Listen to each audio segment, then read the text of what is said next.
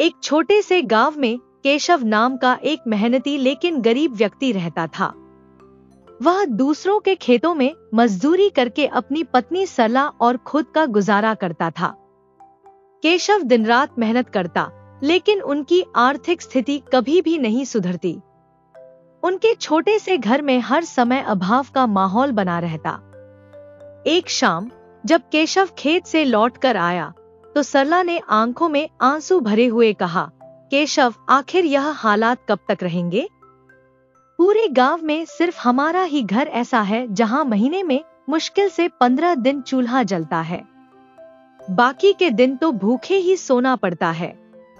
केशव, जो खुद इस स्थिति से परेशान था, ने सरला को दिलासा देते हुए कहा, चिंता मत करो सरला, तुम तो जानती हो मैं दिन रात मेहनत करता हूँ। एक न एक दिन हमारी हालत जरूर सुधरेगी, बस थोड़ा सब्र रखो। सरला ने आंसू पोंछते हुए कहा, केशव, मैं जानती हूँ कि आप बहुत मेहनत करते हैं, लेकिन कब तक ऐसे ही दूसरों के खेतों में मजदूरी करते रहेंगे? कोई ऐसा काम क्यों नहीं तलाशते जिससे हमें पेट भर भोजन तो मिल सके?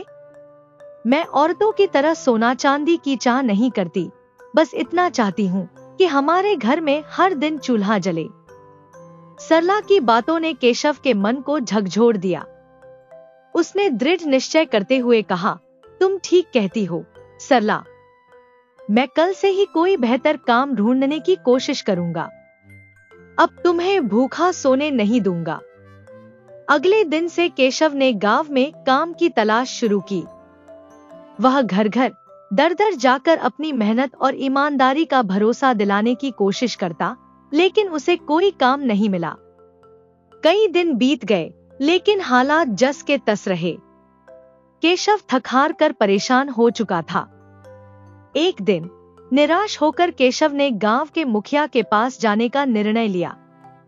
मुखिया एक भले और समझदार व्यक्ति था, जिसने केशव की ईमानदारी और मेहनत को कई बार देखा था। जैसे ही केशव मुखिया के पास पहुंचा, उसने हाथ जोड़कर कहा, मुखिया जी, मैं अपनी हालत से बहुत परेशान हूँ। सरला और मैं कई दिनों से भूखे हैं। क्या आप मुझे कोई काम दे सकते हैं? मुखिया ने ध्यान से केशव की बात सुनी। उसने गंभीरता से कहा, केशव, मैंने तुम्हें हमेशा दूसरों के खेतों में मेहनत करते देखा है। तुम न केवल मेहनती हो, बल्कि ईमानदार भी। मुझे तुम्हारे जैसे आदमी की ही जरूरत है। समझ लो, तुम्हारे बुरे दिन अब खत्म हुए। केशव ने हैरानी से पूछा, मुखिया जी, मैं आपका क्या काम कर सकता हूँ? मुखिया मुस्कुराते हुए बोला, मेरे भट्टों में काम करने वाला कोई भरोसेमंद व्यक्ति चाहिए। अगर तुम तैयार हो तो आज से ही तुम्हें काम पर रख लेता हूँ।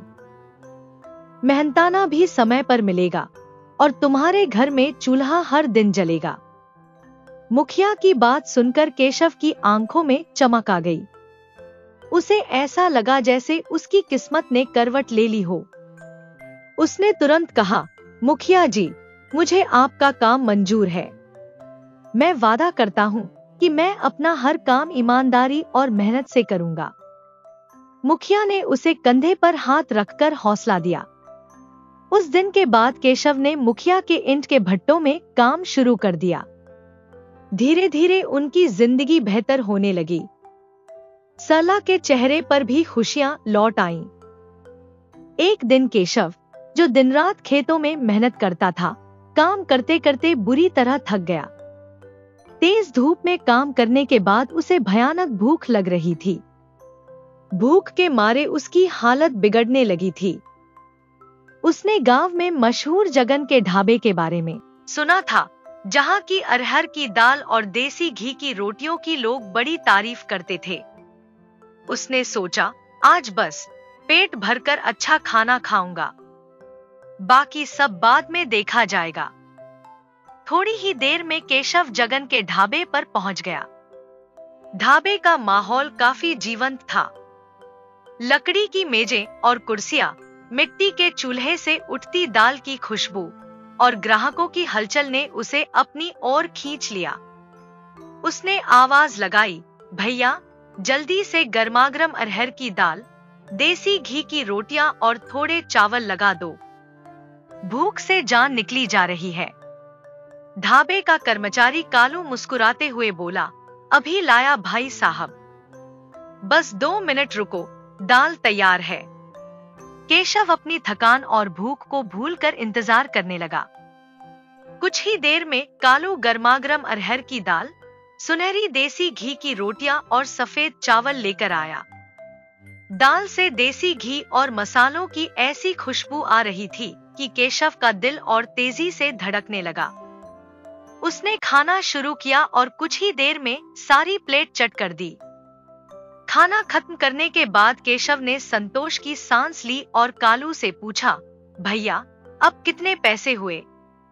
कालू ने मुस्कुराते हुए जवाब दिया, आपने अरहर की दाल, देसी घी की रोटियां और चावल खाए हैं, कुल मिलाकर आपके 1000 रुपए हुए। केशव चौंक गया। उसने आश्चर्य से कहा, 1000 रुपए?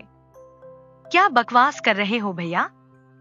ये ढाबा है या 5 स्टार होटल? इतना महंगा तो शहर के बड़े रेस्टोरेंट में भी नहीं मिलता। कालू ने गुस्से से जवाब दिया, बकवास नहीं कर रहा हूं।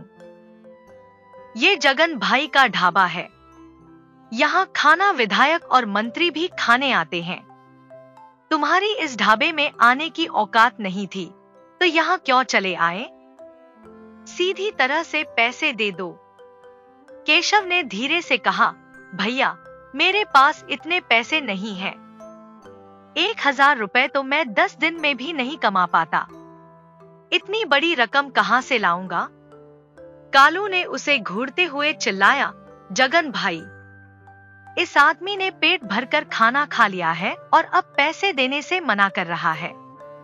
इतना सुनते ही ढाबे के मालिक जगन, जो एक हट्टे कट्टे और रौबदार व्यक्ति था, वह गुस्से से तमतमाया हुआ केशव के पास आया और गरजते हुए बोला, क्यों रे? जब जेब में पैसे नहीं थे तो यहाँ खाने क्यों आ गया? यह कोई मुफ्त की जगह नहीं है। यहाँ हर निवाला पैसों से मिलता है। चल अब तुरंत अपने 1000 रुपए काउंटर पर रख दे, वरना तुझे सबक सिखा दूंगा। केशव हाथ जोड़कर बोला, भाई साहब, मुझे नहीं पता था कि आपके ढाबे का खाना इतना महंगा होगा। मैं तो इसे आम ढाबा समझकर आया था। अगर पता होता तो कभी कदम नहीं रखता। कृपया मुझ पर रहम कीजिए। मेरे पास अभी पूरे पैसे नहीं हैं। ये 100 रुपए रख लीजिए और मुझे कुछ दिन की मोहलत दीजिए। मैं धीरे धीरे आपके सारे पैसे चुका दूंगा। जगन ने उसकी बात काटते हुए कहा, अबे, यहाँ मैं कोई लोन बांटने नहीं बैठा हूँ। यह ढाबा है, खैरात नहीं। सीधी तरह से पैसे दे दे, नहीं तो तेरी चमड़ी उधेड़ दूंगा। इतना कहकर जगन ने गुस्से में आकर केशव को जोर से धक्का दे दिया। केशव गिरते गिरते संभल गया। उसने विनती करते हुए कहा, भाई साहब, ऐसा मत कीजिए, यह मेरी बेइज्जती है। जगन ठहाका मारकर बोला, अबे, बेइज्जती उसकी होती है जिसकी कोई इज्जत हो। तेरे जैसे भिखारियों की तो इज्जत होती ही नहीं, समझा? इतनी देर में ढाबे का कर्मचारी कालू भी आ गया और बोला, जगन भाई, इन जैसे लोगों के साथ बात करने का कोई फायदा नहीं। इन्हें तो सबक सिखाना चाहिए। जगन ने चिल्लाकर कहा, मारो इसको। और बिना कोई देर किए जगन और कालू दोनों ने केशव पर लातघूं से बरसाने शुरू कर दिए। केशव दर्द से करा उठा, लेकिन उसके पास कोई चारा नहीं था। उन्होंने उसकी कमीज फाड़ दी और उसे बुरी तरह पीटने के बाद ढाबे के बाहर धक्के मारकर फेंक दिया। जगन ने ठंडे स्वर में कहा, शुक्र मना कि मैंने तुझे अपने ढाबे के गंदे बर्तन साफ नहीं करवाए। तेरे जैसे भिखारी के हाथ मेरे बर्तनों से भी ज्यादा गंदे हैं। आज तो तुझे मारकर छोड़ रहा हूँ, लेकिन अगर दोबारा मेरे ढाबे के आसपास दिखा तो तेरा हश्र और भी बुरा होगा। चल निकल यहाँ से। पास खड़े बिलवा, जो ढाबे का एक और कर्मचारी था, उसने भी ठहाका मारते हुए कहा, बहुत बढ़िया किया जगन भाई, ऐसे आदमियों के साथ ऐसा ही होना चाहिए। इतना कहकर बिलवा ने भी 2-3 थप्पड़ केशव के गाल पर जड़ दिए। केशव वहां से अपमान और दर्द के बोझ के साथ अपने घर की ओर लौट गया। रास्ते भर उसकी आंखों से आंसू थमने का नाम नहीं ले रहे थे। जैसे ही वह घर पहुंचा, उसकी पत्नी सरला ने उसे इस हाल में देखा तो वह दंग रह गई। केशव के फटे कपड़े, शरीर पर चोट के निशान और उसके चेहरे पर छाई उदासी ने सरला को भीतर तक झकझोर दिया। सरला ने व्याकुल होकर पूछा, केशव, यह सब क्या हुआ? किसने तुम्हें इस तरह पीटा? केशव ने रुंधे हुए गले से जवाब दिया, मैंने सोचा था कि जगन के ढाबे पर एक बार भरपेट खाना खा लूं, पर क्या पता था कि उनके यहाँ का खाना इतना महंगा होगा। पैसे चुकाने के लिए मेरे पास कुछ नहीं था और इसी बात पर जगन और उसके आदमियों ने मेरी बेइज्जती की, मुझ पर हाथ उठाया। वहां गांव के कई लोग खड़े थे, मगर किसी ने मुझे बचाने की कोशिश तक नहीं की। सरला का चेहरा गुस्से और दुख से तमतमा उठा। अरे सत्यानाश हो उन गांव वालों का, जो तमाशा देखते रहे और तुम्हारी मदद तक नहीं की। लेकिन तुम चिंता मत करो, मैं इस अपमान का बदला जरूर लूंगी। मैं खुद मुखिया जी के पास जाकर इसकी शिकायत करूंगी। तुम सही कहती हो सरला, केशव ने हिम्मत जुटाते हुए कहा। जगन और उसके साथियों को उनकी करतूतों का जवाब देना ही होगा। अगले दिन सरला और केशव मुखिया के घर पहुंचे। मुखिया एक अनुभवी और न्यायप्रिय व्यक्ति थे। उन्होंने दोनों को बैठाया और केशव से पूरी घटना विस्तार से सुनी। केशव ने अपनी बात पूरी की तो सरला ने अपनी व्यथा सुनाते हुए कहा, मुखिया जी, यह अन्याय है। भले ही मेरे पति के पास पैसे नहीं थे, लेकिन इसका मतलब यह नहीं कि जगन और बिलवा को उन्हें पीटने का हक मिल गया। क्या गांव के किसी आदमी की इज्जत इस तरह रौंदने दी जा सकती है? मुखिया ने एक गहरी सांस ली और बोले, देखो सरला, इसमें गलती केवल जगन की नहीं है। तुम्हारे पति केशव को पता था कि जगन के ढाबे का खाना महंगा होता है। अगर पैसे नहीं थे तो वहां खाने जाने की जरूरत ही क्या थी? यह सुनकर सरला का गुस्सा फूट पड़ा। मुखिया जी, क्या आप भी इस अन्याय का समर्थन कर रहे हैं? क्या गरीब होने का मतलब यह है कि किसी को पीटा जाए? अगर मेरे पति ने गलती की तो क्या उन्हें थोड़ा समय देकर पैसे नहीं लिए जा सकते थे? लेकिन उनके साथ जो हुआ वह गलत है। मुखिया ने शांत स्वर में कहा, सरला, तुम्हारी बात भी सही है। जगन और बिलवा ने जो किया वह अन्यायपूर्ण था। इस बारे में मैं जगन से बात करूंगा और बिलवा को भी चेतावनी दूंगा। इस गांव में किसी के साथ ऐसा व्यवहार बर्दाश्त नहीं किया जाएगा। सरला ने मुखिया की बात पर विश्वास करते हुए कहा, मुखिया जी, मुझे आपसे यही उम्मीद थी। उम्मीद है आप न्याय करेंगे। मुखिया ने आश्वासन दिया, तुम निश्चिंत रहो सरला, इस मामले को मैं खुद देखूंगा। जगन और बिलवा को इस बदसलूकी की सजा जरूर मिलेगी।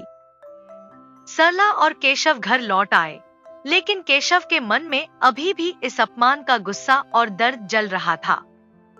उसने सरला की ओर देखा, उसकी आंखों में क्रोध और पीड़ा साफ झलक रही थी। उसने गहरी सांस लेते हुए कहा, सरला, मुझे नहीं लगता कि मुखिया हमारे लिए कुछ करेगा। वह साफ साफ जगन और बिलवा का पक्ष ले रहा था। लेकिन याद रखना, मैं अपने अपमान का बदला जरूर लूंगा। मैं चुप नहीं बैठ सकता। सरला चिंतित होकर बोली, पर आप करेंगे क्या? आप जानते हैं कि जगन गांव का सबसे धनवान आदमी है। उसकी पहुंच मुखिया से लेकर शहर तक है। और हमारी पहचान? हम तो बस मजदूर हैं, दूसरों के खेतों में काम करके पेट भरते हैं। हमारे पास तो अपनी जमीन भी नहीं है। केशव ने दृढ़ स्वर में कहा, यही तो फर्क है सरला। गरीब हूँ, लेकिन इसका मतलब यह नहीं कि मेरा कोई सम्मान नहीं। अगर मैं आज चुप रह गया तो इसका असर केवल मुझ पर नहीं बल्कि हर गरीब पर पड़ेगा। लोग सोचेंगे कि गरीबों को अपमान सहने की आदत है। मैं दिखा दूंगा कि अगर गरीब अपनी इज्जत के लिए खड़ा हो जाए तो बड़े बड़े धनवानों को झुकना पड़ता है। यह कहकर केशव गुस्से में घर से निकल गया। सरला उसे रोकने की कोशिश करती रही, लेकिन उसकी बातों का असर केशव पर नहीं हुआ। उधर मुखिया जगन के ढाबे पर पहुंचा। जगन अपने ग्राहकों को खाना परोसने में व्यस्त था। मुखिया ने गंभीर स्वर में कहा, जगन, तुम्हारी शिकायतें बहुत बढ़ने लगी हैं। कल तुमने केशव को पीटा था, सही है ना? जगन ने मुस्कुराते हुए जवाब दिया, मुखिया जी, किसकी इतनी हिम्मत कि मेरी शिकायत आपसे करे? मुखिया ने सख्त लहजे में कहा, केशव और उसकी पत्नी सरला मेरे पास आए थे। उन्होंने बताया कि तुमने उसे बुरी तरह पीटा। जगन ने बेपरवाही से हंसते हुए कहा, तो क्या गलत किया? उसने पिटने लायक काम किया था। मेरे ढाबे पर आकर अरहर की दाल, देसी घी की रोटियां और चावल खा गया, लेकिन पैसे देने की बारी आई तो कहता है, मेरे पास पैसे नहीं हैं। आप ही बताइए मुखिया जी, ऐसे लोगों को सबक सिखाना चाहिए या नहीं?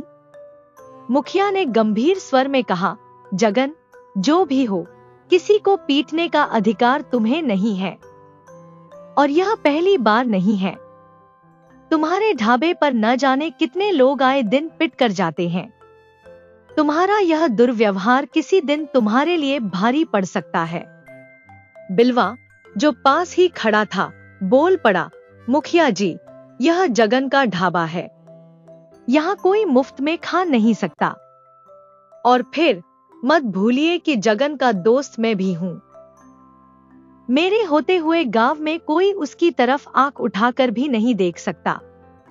मुखिया ने गहरी सांस लेते हुए कहा, यही तो चिंता की बात है बिलवा।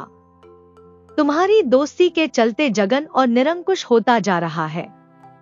लेकिन सुन लो जगन, आज का दौर सोशल मीडिया का है। अगर तुम्हारे दुर्व्यवहार का कोई वीडियो बना ले और उसे सोशल मीडिया पर डाल दे तो तुम्हारी सारी हिकड़ी चूर चूर हो जाएगी। तब ना मैं कुछ कर पाऊंगा और ना तुम्हारे सारे पैसे। जगन ने यह सुनकर अपनी मूंछों पर ताव दिया और बोला, मुखिया जी, मेरे ढाबे पर ऐसे किसी की हिम्मत नहीं है। और वैसे भी आप यहाँ मुफ्त में खाना खाने आते हैं, शिकायतें लेकर क्यों आए हैं? मुखिया ने तीखे स्वर में कहा, मैं यहाँ तुम्हें समझाने आया हूँ जगन, लेकिन अगर तुम अब भी नहीं समझोगे तो तुम्हारी यह घमंड तुम्हें ले डूबेगी। इतना कहकर मुखिया गुस्से में वहां से चला गया, जबकि जगन और बिलवा एक दूसरे को देखकर ठहाके लगाते रहे। उधर सरला रात के सन्नाटे में अपने पति के आने का इंतजार कर रही थी। आधी रात का वक्त करीब आ चुका था, लेकिन केशव अभी तक घर नहीं लौटे थे। उसके दिल में अजीब सा डर और चिंता थी। वह बार बार खिड़की से बाहर देखती, पर केशव का कोई नामोनिशान नहीं था। उधर केशव एक गहरे विचार में डूबा हुआ जंगल के एक पुराने पेड़ के नीचे बैठा था। रात की ठंडक और चांद की हल्की रोशनी में वह खुद से ही जूझ रहा था, जब अचानक एक आवाज सुनाई दी, तुम पिछले 6 घंटों से इसी पेड़ के नीचे बैठे हो और इतने देर से तुमने खुद को इस अंधेरे में क्यों खो दिया है? केशव चौंक कर बोला, तुम कौन हो और इस समय इस घने जंगल में क्या कर रहे हो? वह व्यक्ति हंसते हुए बोला, तुमसे तो यह सवाल मुझे करना चाहिए, तुम कौन हो और इतने रात में इस वीरान जंगल में क्या कर रहे हो? वैसे तुम्हारी आंखों से साफ झलक रहा है कि तुमने दिन भर कुछ नहीं खाया है, बहुत भूखे हो। इतना कहकर उस अजनबी ने केशव के सामने एक थाली रख दी। जब केशव ने उस थाली में देखा तो उसमें उसकी पसंदीदा सब्जियां, रोटियां और मीठे पकवान थे। वह थाली जैसे उसकी भूख के सारे अरमानों को पूरा कर रही हो। उस युवक ने फिर कहा, सोचो मत, बस खाओ। केशव की भूख वाकई उसे अंदर तक महसूस हो रही थी, लेकिन अचानक उसे कुछ याद आ गया। उसने धीरे से कहा, नहीं, मुझे यह खाना नहीं चाहिए। घर पर मेरी पत्नी सरला ने जो खाना तैयार किया होगा, वही खाना मुझे चाहिए। तुमसे अच्छे खाने का कोई हक मुझे नहीं है। उस युवक ने हंसते हुए कहा, तुम किससे डर रहे हो? यह खाने के लिए पैसे नहीं चाहिए। पहले आराम से खाओ और फिर मुझे बताओ कि तुम इस गहरी सोच में क्यों डूबे हुए हो। शायद मैं तुम्हारी मदद कर सकूं। केशव एक पल के लिए चुप हो गया। उसने खाना खाकर संतोष की लंबी सांस ली और उस व्यक्ति की ओर कृतज्ञता से देखते हुए अपनी सारी आपबीती सुनाने लगा। उसने बताया कि किस तरह जगन और बिलवा ने उसे अपमानित किया और पीटा। उसके शब्दों में दर्द और गुस्सा दोनों झलक रहे थे। सुनते सुनते उस अजनबी ने कहा, क्या तुम्हें पता है कि तुम कहाँ हो? केशव ने हैरानी से कहा, जंगल में हूँ। अजनबी मुस्कुराते हुए बोला, नहीं, तुम जंगल के भीतर उस हिस्से में हो जिसे लोग भूतिया जंगल कहते हैं। यहाँ पर लोग दिन में भी आने से डरते हैं। यह सुनकर केशव के चेहरे पर डर झलकने लगा। अचानक उसे याद आया कि गुस्से में वह इतना दूर चला आया था कि उसे खुद यह एहसास भी नहीं रहा कि वह इस कुख्यात जंगल के भीतर पहुंच चुका है। अजनबी ने केशव के डर को भांपते हुए कहा, डरो मत। हम कोई भूत प्रेत या पिशाच नहीं हैं। हम साधुओं की संतान हैं। इस जंगल में सिर्फ साधु और उनके परिवार रहते हैं। हम बाहरी दुनिया से ज्यादा ताल्लुक नहीं रखते, क्योंकि हमारा सारा ध्यान ईश्वर और उनकी आराधना में होता है। उसकी शांत और दयालु आवाज सुनकर केशव थोड़ा सहज हुआ। अजनबी ने आगे कहा, तुम्हारी कहानी सुनकर मुझे बहुत दुख हुआ। तुम सच में एक बहुत कठिन समय से गुजर रहे हो। लेकिन अब बताओ, तुम क्या चाहते हो? केशव ने गहरी सांस लेते हुए कहा, मैं एक ऐसा ढाबा खोलना चाहता हूँ जहां हर गरीब सिर्फ 10 रुपए देकर अपना मनपसंद भोजन खा सके, और वहां उसके साथ कभी भी अपमानजनक व्यवहार न किया जाए। यह सुनकर अजनबी के चेहरे पर एक अलग ही चमक आ गई। उसने कहा, तुम्हारे इरादे सुनकर मुझे बहुत अच्छा लगा। इस जंगल में पहले भी कई लोग आए, लेकिन वे सिर्फ अपने स्वार्थ और लालच के लिए कुछ मांगते थे। वे सभी अपने लालच के कारण ही मारे गए। लेकिन तुम पहले व्यक्ति हो जिसने गरीबों की भूख और उनके सम्मान की चिंता की है। इतना कहने के बाद अजनबी ने अपना हाथ घुमाया। अचानक उसके हाथ में एक बड़ी सी चमचमाती थाली आ गई। उसने वह थाली केशव के हाथों में पकड़ा दी और कहा, यह जादुई थाली है। इसके सामने खड़े होकर तुम जिस भी भोजन का नाम लोगे, वह भोजन तुरंत इस थाली में प्रकट हो जाएगा। केशव इस अद्भुत दृश्य को देखकर स्तब्ध रह गया। वह कुछ बोलता इससे पहले अजनबी ने उसे चेतावनी देते हुए कहा, लेकिन ध्यान रखना, इस थाली का जादू तभी तक रहेगा जब तक तुम सच्चाई और ईमानदारी से गरीबों की सेवा करोगे। जिस दिन तुमने 10 रुपए से अधिक ग्राहकों से वसूले, इस थाली का जादू हमेशा के लिए खत्म हो जाएगा। अजनबी की यह बात सुनकर केशव ने गंभीरता से सिर हिलाया और कहा, मैं आपकी इस कृपा के लिए जीवन भर आभारी रहूंगा। मैं वादा करता हूँ कि इस थाली का उपयोग केवल जरूरतमंदों की सेवा के लिए करूंगा। अजनबी ने मुस्कुराते हुए कहा, याद रखना, इस थाली के बारे में सिर्फ तुम अपनी पत्नी सरला को बता सकते हो और किसी को नहीं। इतना कहकर अजनबी धीरे धीरे जंगल के अंधेरे में कहीं विलीन हो गया। केशव थाली को देखकर मुस्कुरा रहा था। उसकी आंखों में अब उम्मीद और आत्मविश्वास की चमक थी। केशव रात के समय बड़ी सी जादुई थाली लेकर अपने घर पहुंचा। सरला, जो काफी देर से उसका इंतजार कर रही थी, केशव को थाली के साथ देख चौंक गई। उसने हैरानी से पूछा, यह क्या है केशव, और इसे कहां से लाए? केशव ने मुस्कुराते हुए सारी घटना सरला को विस्तार से बता दी। जंगल का भूतिया माहौल, उस रहस्यमय व्यक्ति से मुलाकात और थाली का चमत्कार। सरला की आंखों में अविश्वास और उत्सुकता का मिश्रण था। मैं तो अब तक यही समझती थी कि उस जंगल में भूत प्रेत रहते हैं, उसने कहा। केशव हंसा, तुम नहीं सरला, पूरा गांव यही समझता था।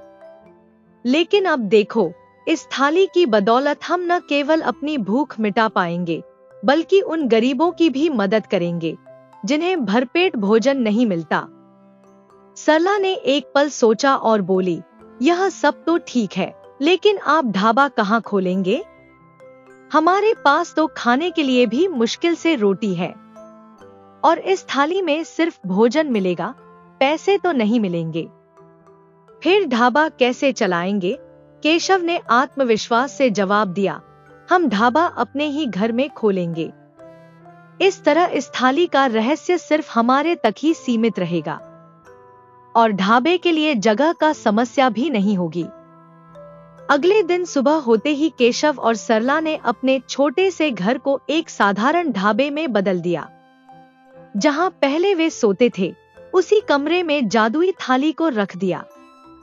केशव ने थाली के सामने खड़े होकर तरह तरह के व्यंजनों के नाम लेने शुरू कर दिए। दाल मखनी, मक्खन वाली रोटियां, पुलाव, सब्जी और भी बहुत कुछ। कुछ ही देर में वह थाली स्वादिष्ट व्यंजनों से भर गई। सरला ने व्यंजन को खूबसूरती से थालियों में सजाया और ढाबे के बाहर बैठ गई। थोड़ी ही देर में एक गरीब व्यक्ति, जो शायद खेतों में काम कर रहा था, ढाबे के पास आया। भाई, यहाँ से तो बड़ी अच्छी खुशबू आ रही है। यह ढाबा कब खुला? केशव ने मुस्कुराते हुए कहा, आज ही, और आप हमारे पहले ग्राहक हैं। बताइए, आपको क्या पसंद है? गरीब व्यक्ति ने संकोच से कहा, क्या क्या मिलेगा आपके ढाबे में? जो चाहे, दाल, रोटियां, चावल, सब्जी, मिठाई, आप जो भी चाहें। ठीक है, तो मुझे एक प्लेट दाल मखनी और मक्खन के साथ रोटियां दे दीजिए।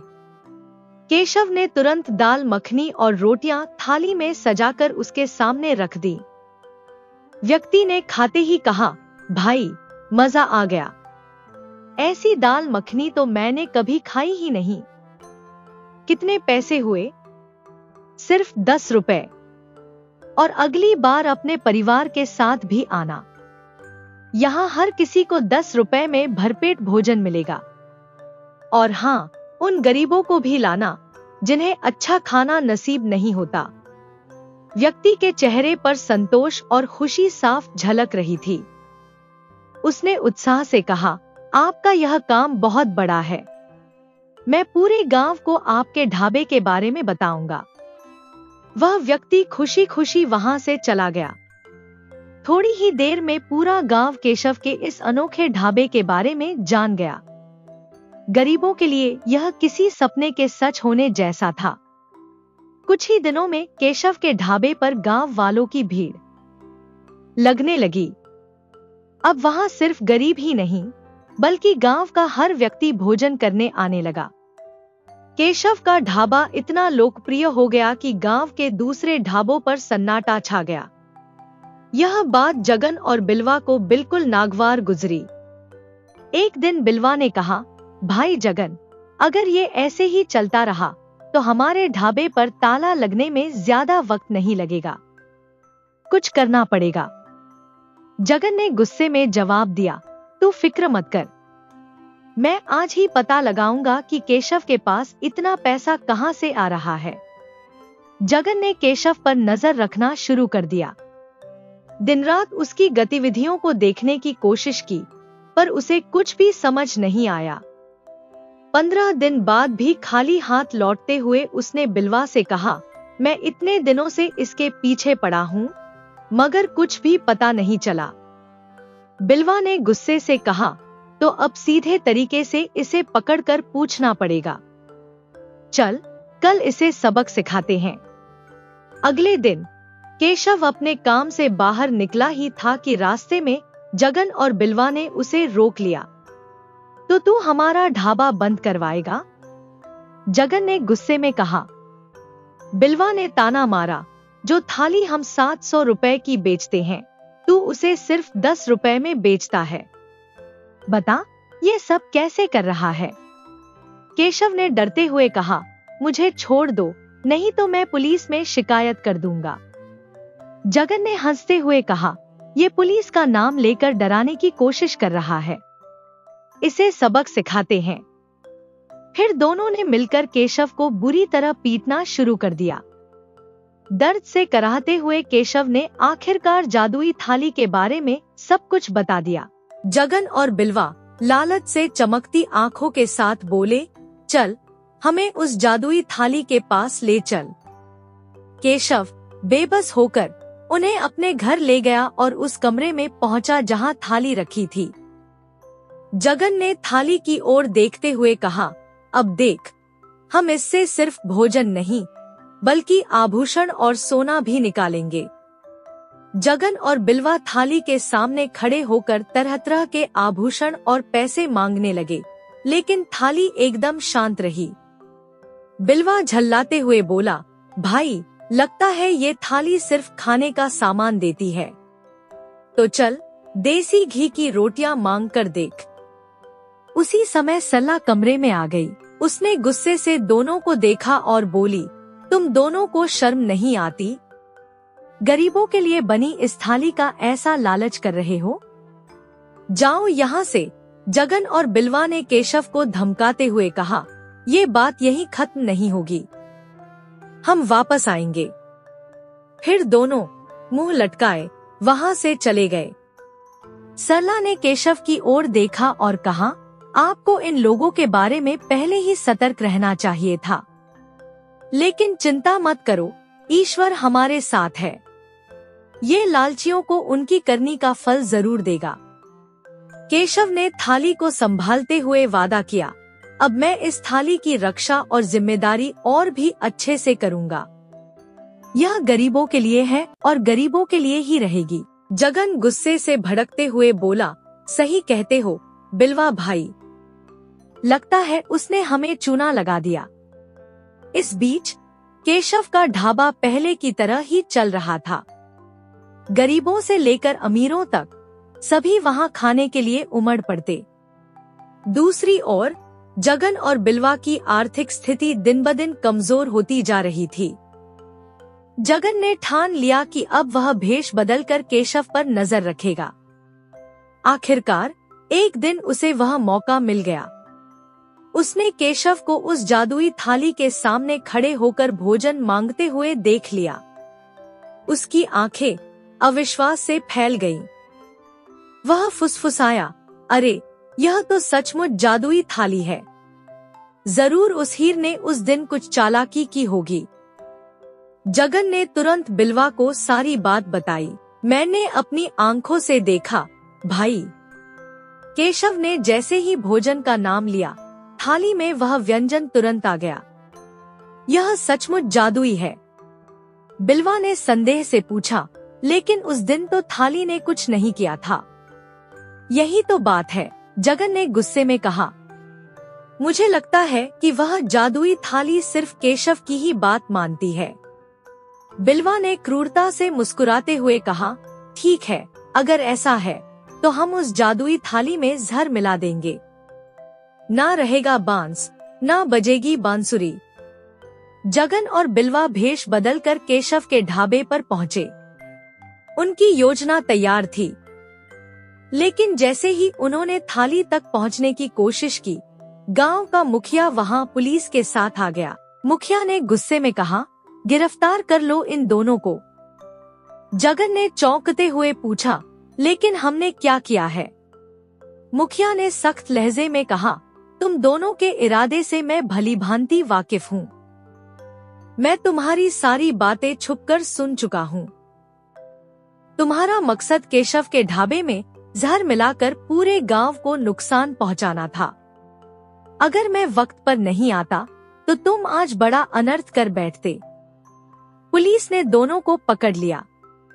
बिलवा और जगन हाथ जोड़ते हुए बोले, हमें माफ कर दो मुखिया जी, हमें अपनी गलती का पछतावा है। मुखिया ने सख्ती से कहा, गलतियों की माफी नहीं होती, अपनी सजा भुगतने के लिए तैयार हो जाओ।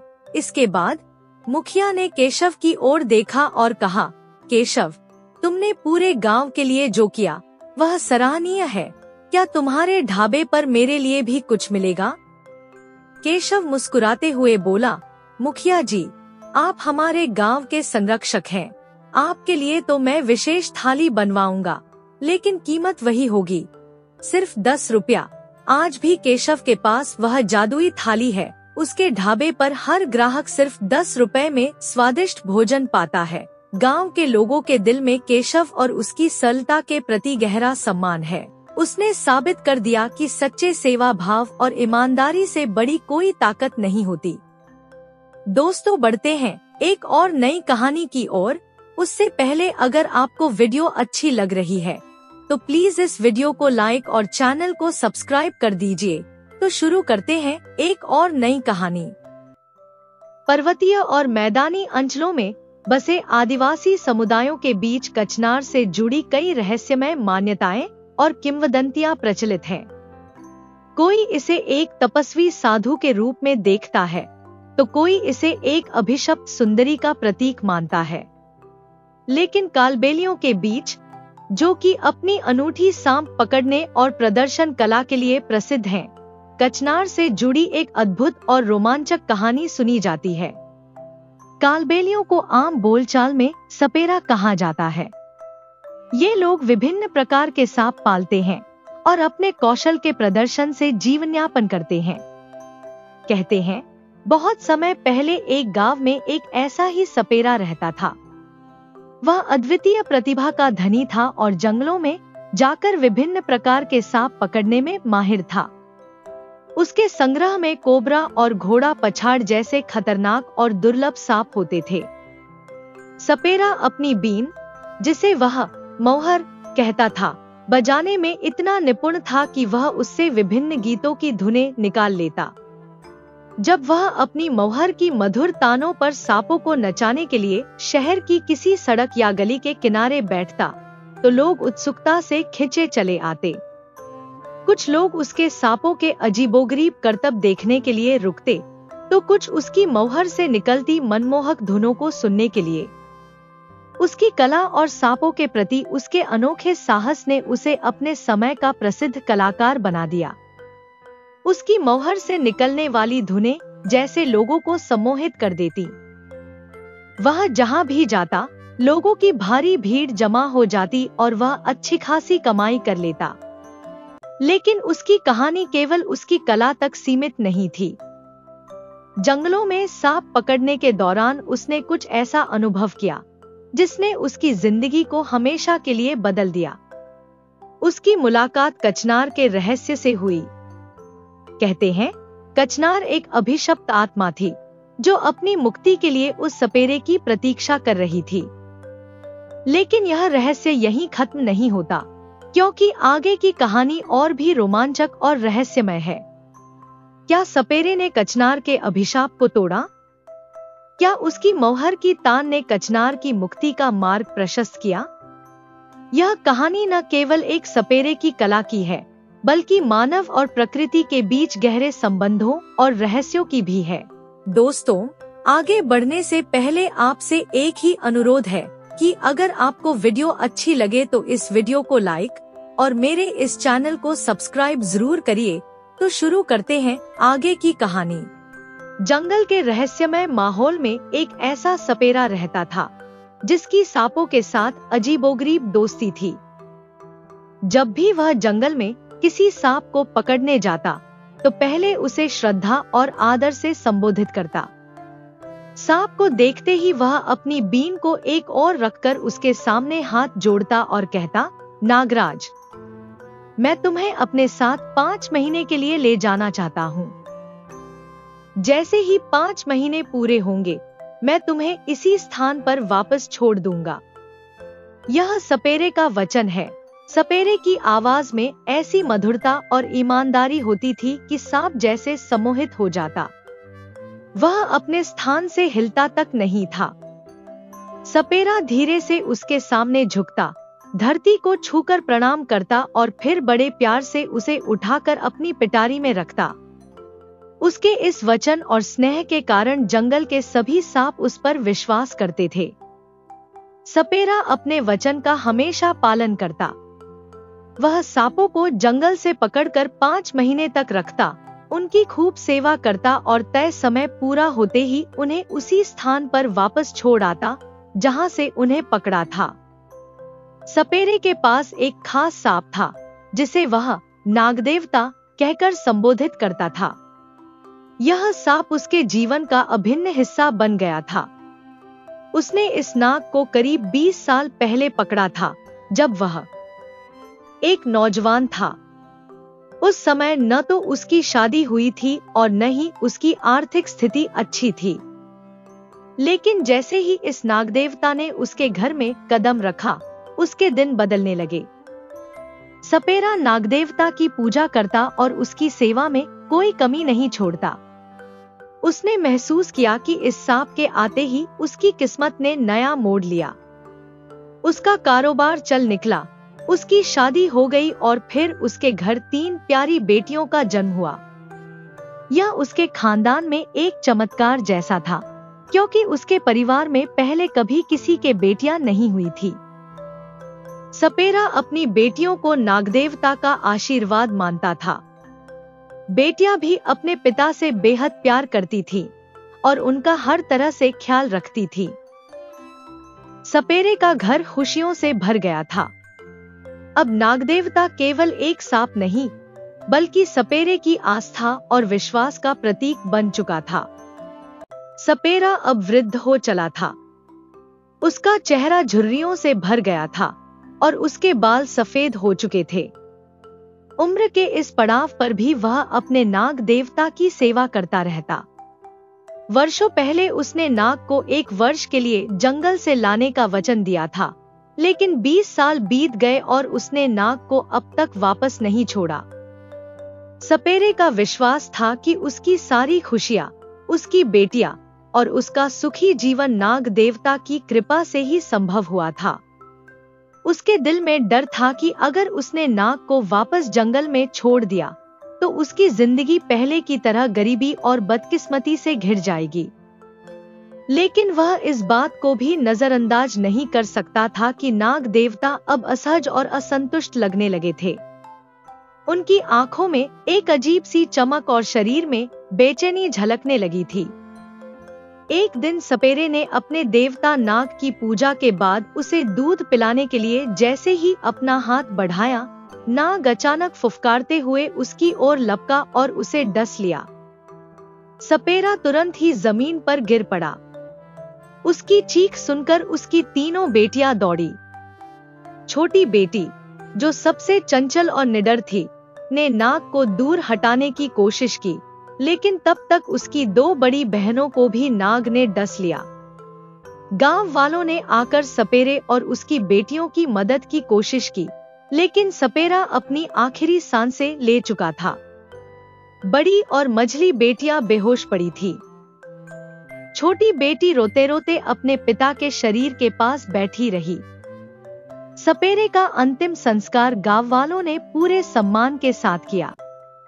उसकी समाधि पर एक सुंदर चबूतरा बनाया गया ताकि लोग उसकी याद में वहां आकर उसे श्रद्धांजलि दे सकें। अगले दिन जब गांव वाले चबूतरे पर पहुंचे तो उनके आश्चर्य का ठिकाना न रहा। चबूतरा अदृश्य हो चुका था और वहां पर एक हरा भरा वृक्ष लहरा रहा था। यह कोई साधारण वृक्ष नहीं था, यह कचनार का वृक्ष था। उसकी शाखाएं हवा में झूम रही थी, मानो सपेरे की आत्मा उसी में बस गई हो। बसंत ऋतु आ चुकी थी। गांव के बाकी पेड़ों पर रंग बिरंगे फूल खिल चुके थे, लेकिन कचनार के इस वृक्ष पर एक भी फूल नहीं था। गांव वालों को यह बात बेहद अजीब लगी। वे सपेरे की छोटी बेटी के पास गए और उसे यह बात बताई। सपेरे की छोटी बेटी ने जब गांव वालों से यह अद्भुत बात सुनी तो उसका मन बेचैन हो उठा। वह बिना देर किए उस स्थान की ओर दौड़ पड़ी जहां उसके पिता को गाड़ा गया था। उसके साथ कुछ गांव वाले भी चल दिए। जब वह वहां पहुंची तो जो दृश्य उसने देखा उससे वह स्तब्ध रह गई। सचमुच वहां जहां पहले चबूतरा था अब वह पूरी तरह से गायब था। उसकी जगह पर एक विशाल और हरा भरा कचनार का वृक्ष लहरा रहा था। वृक्ष की शाखाएं जैसे आकाश को छूने की कोशिश कर रही थी और उसकी पत्तियां चमकते हुए किसी रहस्य को प्रकट कर रही थी। छोटी बेटी और गांव वाले उस अद्भुत वृक्ष को एकटक देख रहे थे। उनके मन में विस्मय और श्रद्धा का मिश्रण था। तभी न जाने कहां से एक विशाल नाग फुफकारता हुआ प्रकट हुआ। नाग के काले चमकीले शरीर और लाल चमकती आंखों ने सभी को भयभीत कर दिया। नाग की नजर सीधी सपेरे की छोटी बेटी पर पड़ी। नाग धीरे धीरे उसकी ओर बढ़ने लगा। छोटी बेटी भय से कांप उठी। उसके पांव जैसे जमीन में जड़ हो गए। बचने के लिए उसने कचनार के वृक्ष की ओर देखा और उससे लिपट गई। और तभी वहां एक चमत्कार हुआ। वृक्ष से रहस्यमय सफेद प्रकाश निकला और छोटी बेटी का शरीर अदृश्य हो गया। सभी गांव वाले यह देखकर चकित रह गए। अगले ही पल कचनार की एक शाखा पर एक खूबसूरत सफेद फूल खिला। यह फूल इतना दिव्य और चमकदार था कि सभी के मन में श्रद्धा भर गई। उसी क्षण नाग भी अदृश्य हो गया। वह कहां गया कोई नहीं जान पाया। गांव वाले इस दृश्य को देखकर हतप्रभ रह गए। उन्हें लगा जैसे ईश्वर ने स्वयं आकर यह लीला रची है। गांव वाले वहां कुछ देर तक खड़े रहे, उस कचनार के वृक्ष और सफेद फूल को प्रणाम किया और फिर भारी मन से गांव लौट आए। अब वह कचनार का वृक्ष और उसका फूल गांव वालों के लिए एक पवित्र स्थान बन गया, जहां लोग आकर श्रद्धा से सिर झुकाने लगे। धीरे धीरे समय बीतता गया और एक और वर्ष बीत गया। वसंत का आगमन हो चुका था। सपेरे के चबूतरे की जगह जहां पहले कचनार का वृक्ष उगा था, अब उसी स्थान पर एक नया हरा भरा कचनार का पौधा उगाया था, जो धीरे धीरे एक वृक्ष का रूप लेने लगा था। गांव में इस रहस्यमय घटना की चर्चा थमने का नाम नहीं ले रही थी। सपेरे की बड़ी बेटी अभी भी नाग के विष के प्रभाव से अचेत पड़ी थी, लेकिन मझली बेटी को धीरे धीरे होश आ गया। जैसे ही वह होश में आई, गांव वालों ने उसे पिछले एक वर्ष की सारी घटनाएं सुनाईं। उन्होंने उसे बताया कि कैसे उसके पिता के चबूतरे के स्थान पर कचनार का वृक्ष प्रकट हुआ और कैसे उसकी छोटी बहन नाग से बचने के लिए वृक्ष से लिपटकर एक सफेद फूल में परिवर्तित हो गई। मझली बेटी यह सब सुनकर अवाक रह गई। उसे विश्वास नहीं हो रहा था कि उसके परिवार पर ऐसी विचित्र घटनाएं घट सकती हैं। एक पल को उसने सोचा कि यह सब उसके पिता और बहन के साथ हुआ एक चमत्कार है या कोई देवी शक्ति का खेल। उसने गांव वालों से कहा, मैं इस कचनार के वृक्ष को खुद देखना चाहती हूँ, मुझे वहां लेकर चलो। गांव के कुछ लोग उसके साथ चल पड़े। जैसे ही मझली बेटी उस कचनार वृक्ष के पास पहुंची, उसके हृदय में एक अजीब सा डर और उत्सुकता पैदा हुई। वह वृक्ष को देख रही थी कि तभी न जाने कहां से वही पुराना नाग प्रकट हो गया। नाग अपनी चमकदार काली त्वचा और लाल आंखों के साथ फुफकारता हुआ मझली बेटी की ओर बढ़ने लगा। उसकी फुफकार से वहां का वातावरण भयावह हो उठा। मझली बेटी की आंखों में भय की छाया गहराने लगी। उसने मदद के लिए पुकारा, लेकिन गांव वाले भी भय से स्तब्ध खड़े थे। जब नाग उसके बिल्कुल पास आ गया, तो वह बचने के लिए कचनार के नवांकुरित वृक्ष से लिपट गई। और फिर एक बार फिर चमत्कार हुआ। कचनार का वृक्ष अचानक सुनहरी रोशनी से चमकने लगा। मझली बेटी, जो वृक्ष से लिपटी हुई थी, धीरे धीरे अदृश्य होने लगी। गांव वालों ने देखा कि उस वृक्ष पर एक चमकदार पीला फूल प्रकट हो गया। नाग ने एक अंतिम फुफकार की और देखते ही देखते अदृश्य हो गया। गांव वाले इस चमत्कार को देखकर भय और विस्मय से भर उठे। उन्होंने इसे ईश्वर की लीला समझा और धीरे धीरे वहां से लौट गए। अब कचनार का वह वृक्ष न केवल सफेद बल्कि पीले फूलों से भी सुशोभित हो चुका था, मानो उसमें सपेरे की दोनों बेटियों की आत्माएं बस गई हों। धीरे धीरे 1 साल और बीत गया और बसंत का मौसम फिर से आ गया। गांव में एक हलचल सी थी, क्योंकि सपेरे की बड़ी बेटी को अब होश आ चुका था। जब उसकी आंखें खुली तो गांव वालों ने उसे पूरी कहानी सुनाई, कैसे उसकी छोटी बहन एक सफेद फूल बनकर कचनार के वृक्ष पर खिल गई और मंझली बहन पीले फूल में तब्दील हो गई। यह सुनकर बड़ी बेटी का दिल चकित रह गया। उसका विश्वास करना मुश्किल था, लेकिन वह भी इन अद्भुत घटनाओं को देखने के लिए तैयार हो गई। वह गांव के कुछ लोगों के साथ कचनार के वृक्षों की ओर बढ़ी। जैसे ही वे उस रहस्यमय स्थान पर पहुंचे, उनकी आंखों के सामने एक और चमत्कारी दृश्य था। पहला कचनार वृक्ष अब सफेद फूलों से लद चुका था, दूसरा वृक्ष पीले फूलों से भरा हुआ था और तीसरा कचनार का वृक्ष भी वहां खड़ा था, लेकिन उसकी शाखाओं पर कोई फूल नहीं खिला था। बड़ी बेटी ने यह दृश्य देखा और उसके होश उड़ गए। उसे यह सब अविश्वसनीय लगा, जैसे वह किसी स्वप्न लोक में आ गई हो। वह सोच रही थी कि यह कैसे संभव हो सकता है। क्या यह सब सच है या फिर यह कोई सपना है? अचानक, जैसे ही वह और गांव वाले इन अद्भुत वृक्षों को निहार रहे थे, वही पुराना नाग फिर से प्रकट हुआ। उसकी फुफकार सुनते ही एक ठंडी सहरन बड़ी बेटी के शरीर में दौड़ गई। नाग अपनी बड़ी आंखों से उन्हें घूरते हुए बड़ी तेजी से उसकी ओर बढ़ने लगा। उसकी दृष्टि में एक डरावनी चमक थी, जैसे वह कुछ बहुत भयंकर करने वाला हो। बड़ी बेटी की हिम्मत जवाब दे गई और वह भय से चीख पड़ी। बिना किसी सोच विचार के उसने पास खड़े तीसरे कचनार वृक्ष से झपटकर लिपट लिया, मानो वह उसी में समा जाना चाहती हो। उसका दिल जोर जोर से धड़क रहा था और पूरी कायनात जैसे ठहर गई थी। तभी एक अद्भुत चमत्कार हुआ। बड़ी बेटी नीला बैंगनीपन लिए लाल रंग के फूल में बदल गई। इसी मध्य नाग भी कहीं अदृश्य हो गया। सपेरे की बड़ी बेटी, जो अब नीले और बैंगनी रंग के फूल में बदल चुकी थी, उसे देखकर गांव वाले एक बार फिर अचंभित रह गए। उन्होंने इस घटना को ईश्वरीय चमत्कार समझा, जैसे वह लड़की अपनी किस्मत से ज्यादा विष पी चुकी हो और इस वजह से वह फूल के रूप में बदल गई थी।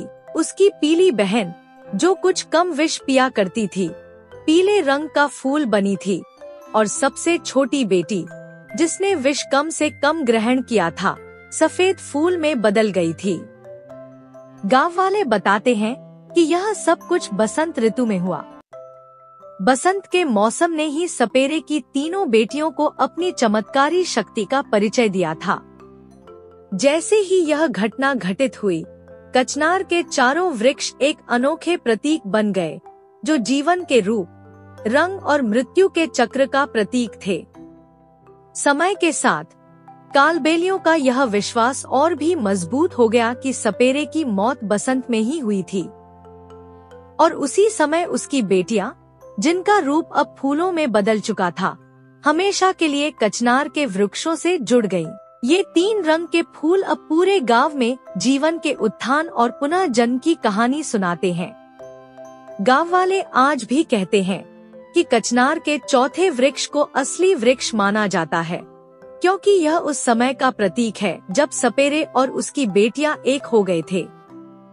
चारों वृक्षों में से यह सबसे खास वृक्ष था, क्योंकि यही वह स्थान था जहां 1 साल के अंदर सपेरा और उसकी बेटियां शारीरिक और आत्मिक रूप से एक साथ हो गए थे।